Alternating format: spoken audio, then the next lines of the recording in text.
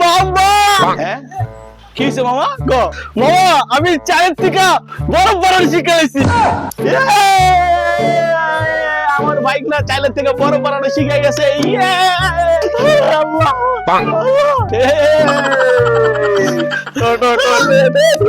আমার বাইকটা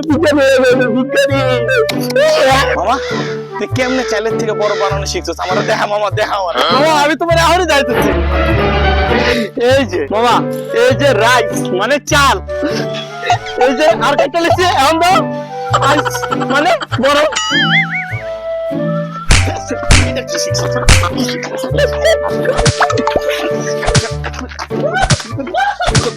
তারা তোর বড় বানাইছো তোর বরফ তো ফুটকি না ঢোকাই কই রে তোর বরফ তো ফুটকি না ঢোকাই